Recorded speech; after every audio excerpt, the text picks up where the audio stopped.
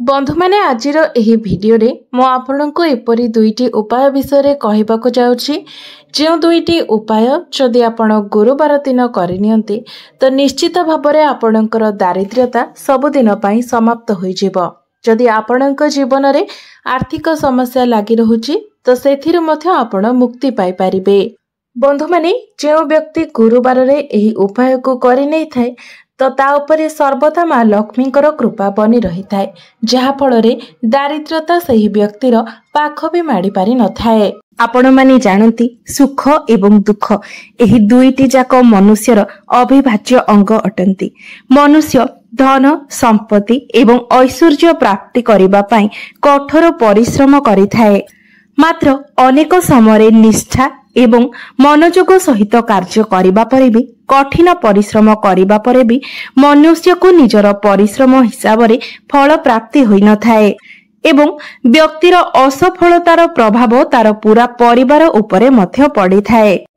गृह रे वाद विवाद क्लेश एवं कलहर मध्य वृद्धि होई थाए एवं परिवारर आवश्यकता अनुसार धन अर्जन नहेबा जोगु परिवार रे अनेक आर्थिक समस्या मध्य देखा जाय थाए एवं एही सबु समस्या गुड़िक फल रे एसबुर प्रभाव आमर मानसिक एवं स्वास्थ्य उपरे मध्य पड़ी थाए एवं एसबुर प्रभाव आमर सामाजिक मान सम्मान एवं पद प्रतिष्ठा उपरे मध्य आंच आसी थाए एवं एही सबु चिंतापूर्ण परिस्थितिर कारण आम गृह रे थिबा नकारात्मक ऊर्जा गुड़िक होई थाए।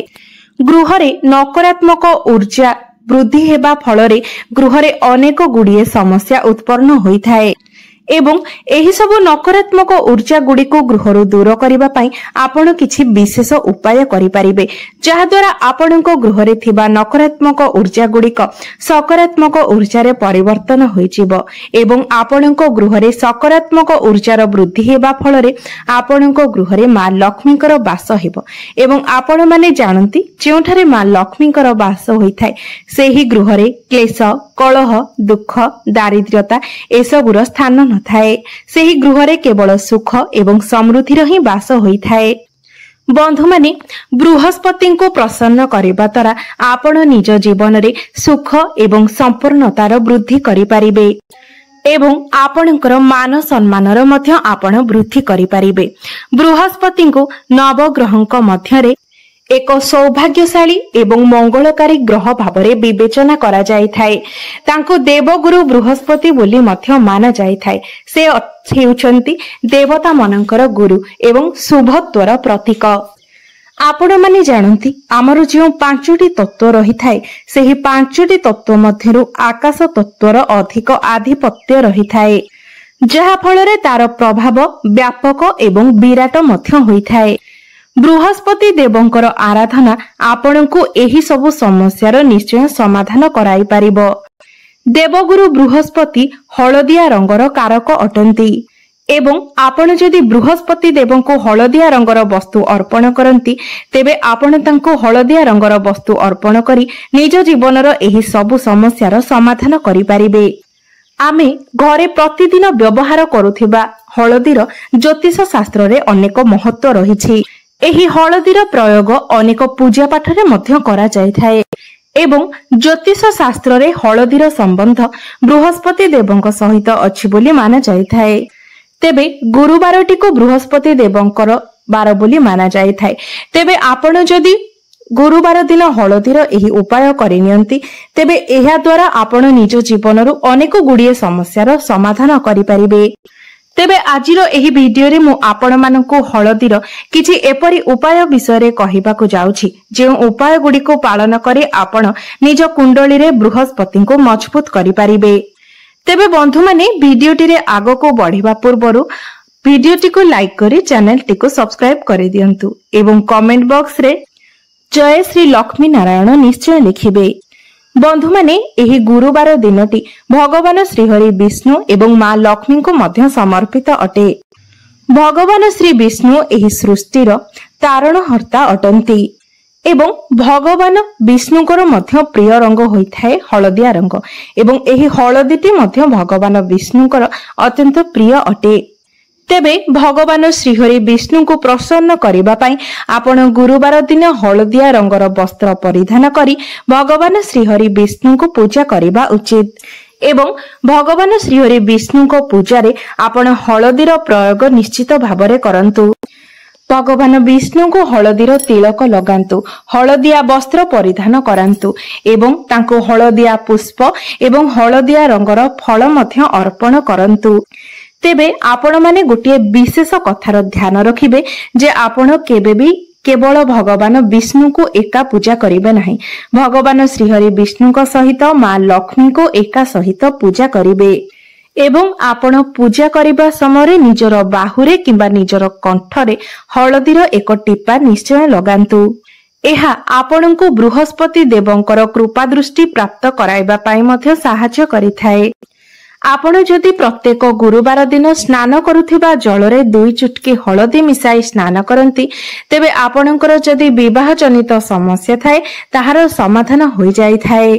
एही उपाय द्वारा आपणकर चाकरी एवं व्यापार रे मध्य उन्नति एवं वृद्धि होई थाए। तेबे स्नान परे आपण प्रत्येक दिन प्रथमे प्रभु सूर्य देवंको जल अर्पण करंतु एवं सेही जलरे 2 चुटकी हलदी मिसाई जल अर्पण करिबा द्वारा आपणको कुंडली रे बृहस्पति ग्रह मध्य मजबूत होइथांती एवं आपणकर जीवन मध्य सुखमय होइथाए। बंधु माने आपण माने जानती जे गुरुवार दिन घरे पोछा लगाइबा अनुचित अटे, मात्र गुरुवार दिन आपण घरे झाड़ू करि सारिबा परे पानी रे किछि हलदी मिसाई जदि घर सारा छिंचंती तेबे एही उपाय द्वारा आपणकर गृह शुद्ध एवं पवित्र होइथाए। आपण प्रत्येक दिन प्रभु लक्ष्मी नारायणकर पूजा करि सारिबा परे हलदी एवं चंदनर टीका निज मथारे एवं कंठरे लगांतु। एपरि करिबा द्वारा आपणको प्रत्येक कार्य सफलता प्राप्त होइथाए।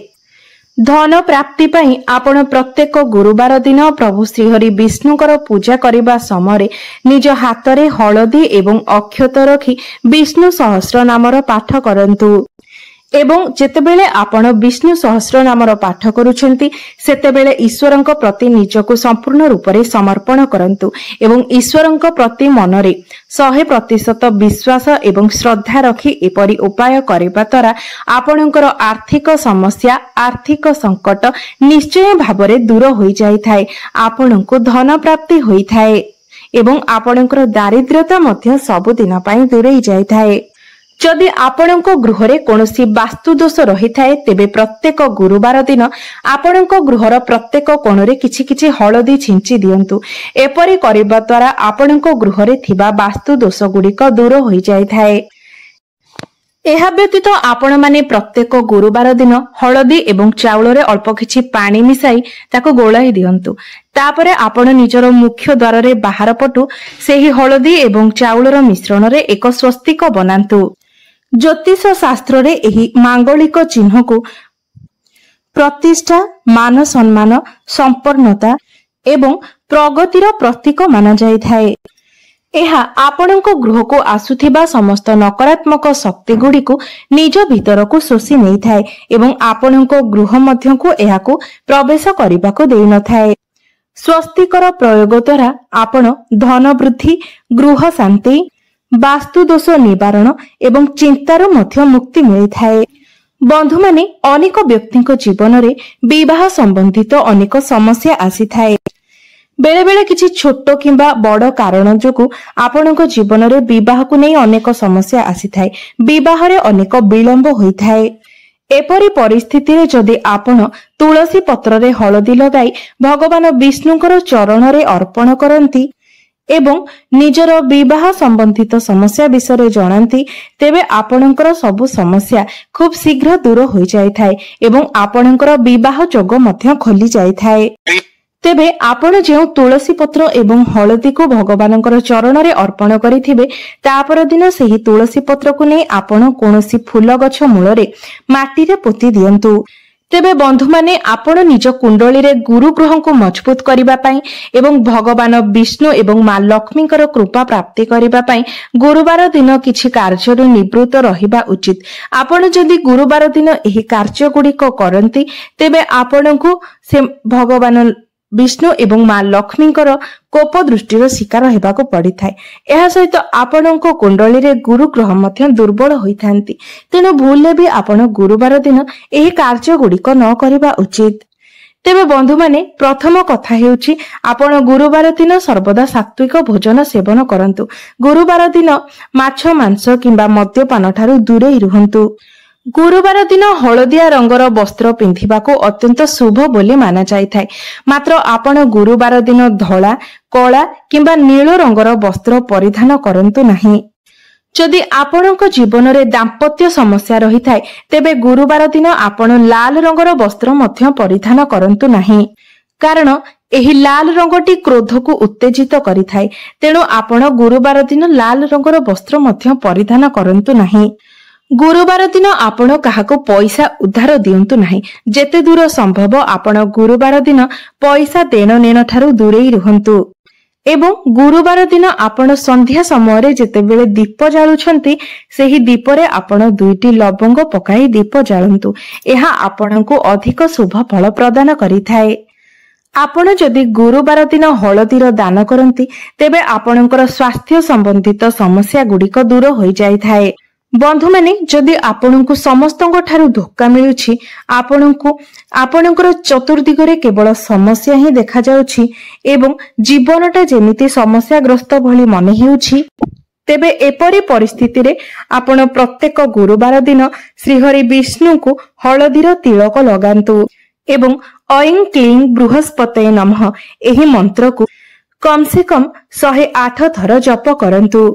विश्वास करंतु एही उपायटी करिबा द्वारा आपणकर सोई रहिथिबा भाग्य मध्य जागृत होई जाइथाय। आपण गुरुवार दिन जदि गोटे हलदी गंठी को निजर गलारे किंबा बाहुरे बांधती तेबे एहा हलदिया पोखराज भली काम करिथाय। एहा आपणको कुंडली रे गुरु ग्रह को मजबूत बनाइथाय। बंधु माने आजिर जुगरे पर्याप्त धन बिना आमे जीवन यापन करिबा असंभव अटे। तेबे आमे अनेक परिस्थिति रे अनेक परिश्रम करिबा सत्त्वे मध्य आमको पर्याप्त धनर प्राप्ति होई न थाए। तेबे एपरी परिस्थिति रे आपण गुरुवार दिन गोटे मौली सूतारे अर्थात हलदिया एवं नाली रंगर जो सूता पूजा रे व्यवहार करा जाय थाए सेही सूतारे आपण गोटे हलदी गंठी को बांधी दियंतु एवं ताकू भगवान श्रीहरि विष्णु को चरण रे अर्पण करी निजर धन जनित समस्या को दूर करबा पई प्रभुଙ୍କ निकटरे प्रार्थना करंतु। तापरे आपण सेही सूता एवं हलदी गंठी को निजर कार्य क्षेत्र रे किंबा निज घरे धन रखुथिबा स्थान रे रखि दियंतु। एपरी करिबा द्वारा मध्य आपणकर आर्थिक समस्या दूर होई जाय थाए।